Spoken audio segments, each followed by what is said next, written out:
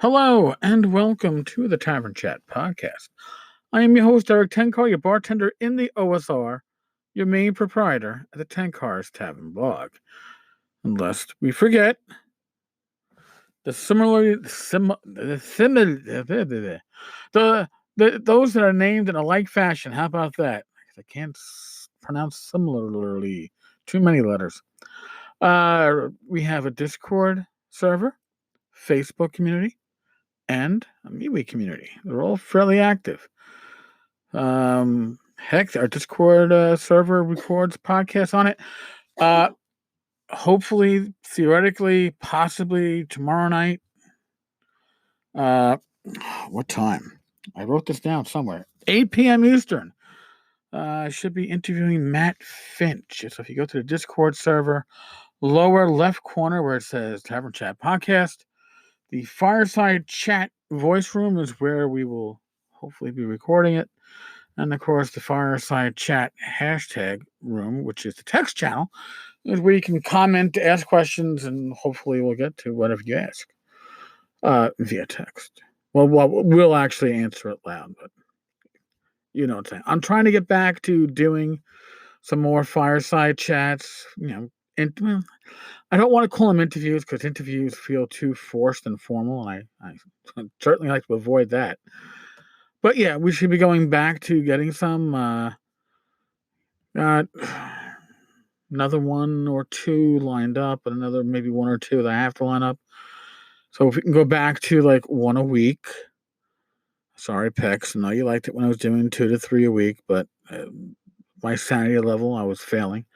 But if I can go back to averaging 4 a month, I think we'll be back to a pretty strong spot. So today, what was I thinking about right before I hopped in to record this? And I was thinking about Dark Sun, the setting from AD&D 2E. And, Dark Sun was a dark setting. And your spellcasters, caused damage when they were spellcasting. Spellcasting was pretty much turning the world into a desert. But that wasn't the innovation that I latched onto. The innovation and it wasn't, by the way, it wasn't those horrible flip books for adventures that were really fucking annoying to use. So it wasn't those. And if you're thinking about doing coiled flip books for your adventures in the future, anybody, please don't. Okay, I'm begging you, please don't. But I was thinking of the stable of characters that you had. Now, I haven't broken out my Dark Sun rule books in a long fucking time. Probably not since I stopped playing. So, oh God, 97 was probably the last time I looked inside that. But as I recall, and your character started at 3rd level. Don't worry about that. But you had a stable of characters. And what it is you say you have your 3 characters. And we're not going to use Dark Sun classes. We're going to use classic RPG, OSR type classes. So you got your fighter, your magic user, and your thief. And the GM gets you guys together and it's like, all right, we're doing an adventure today. This is what's going on. And you go to your, I'm going to call it stable. You go to your stable and go, all right, well, I want to bring my fighter this time. Or I want to bring my magic user. And somebody else is like, all right, well, I'm going to bring this. And it allowed you not to get into a rut. And that, don't get me wrong. I'm not saying that playing the same character for a campaign that could last weeks, months, years will get you into a rut. However, there is a nice thing about changing what you're doing. It allows you to keep things fresh. And again, if I recall correctly, when your character that's adventuring leveled, one of the other characters in your stable would also level. And you couldn't level anybody past the level of the active character. I believe I recall that correctly. So you couldn't say, have your 5th level character and say, oh, I'm going to run my 1st level guy because he'll then become 2nd and I can make my 5th level guy 6th. No. But the idea was to keep all your characters relatively balanced in level. Okay?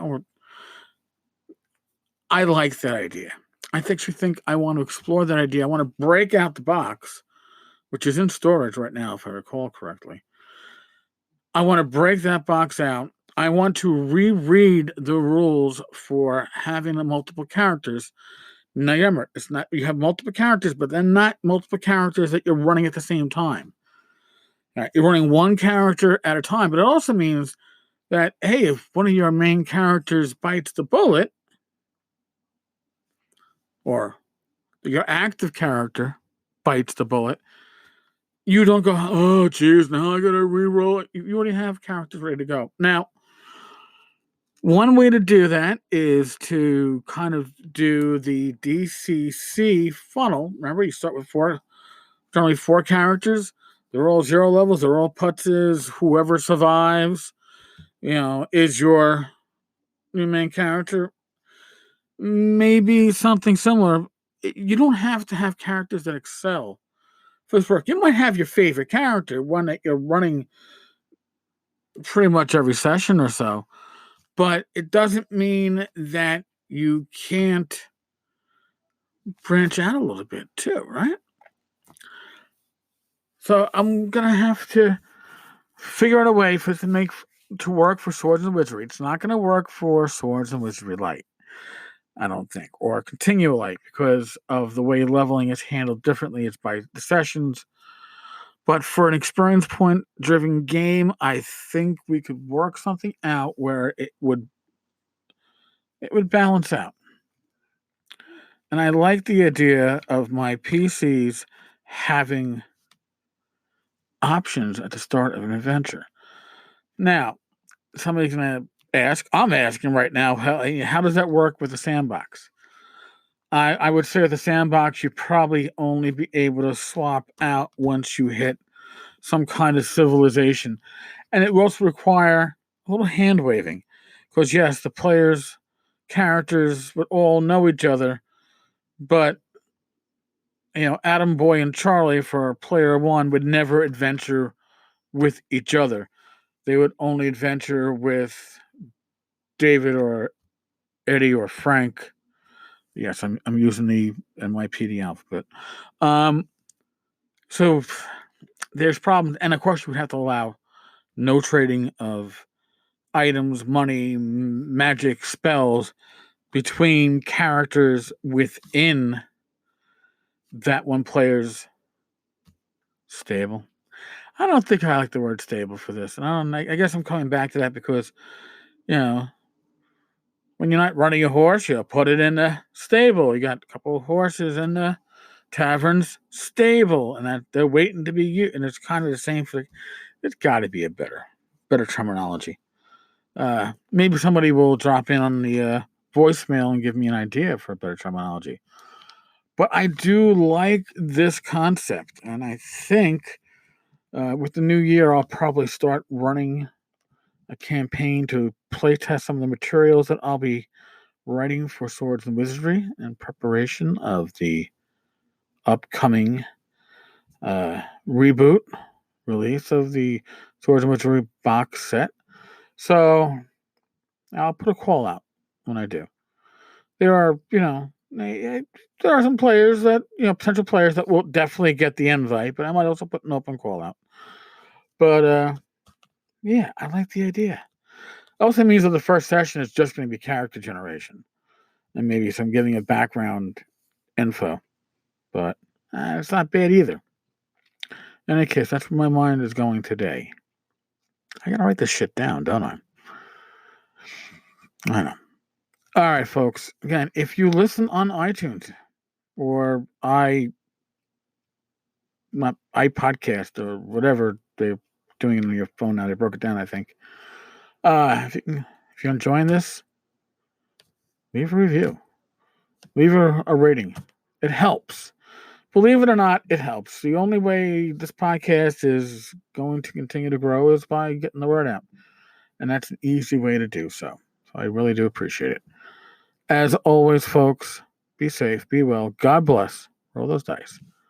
And I will talk with you tomorrow. Tomorrow, by the way, is 1 o'clock game, 1 p.m. Eastern, New York Giants versus New York Jets, which means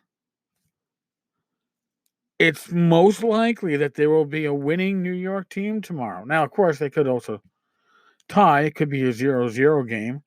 They can't have a negative score, right? So if they tie, technically nobody wins, but then nobody loses. So it'll be a weekend where a New York team doesn't lose. I suspect we're going to have a New York team winning and a New York team losing, but we'll see. All right. On that note, folks, laters.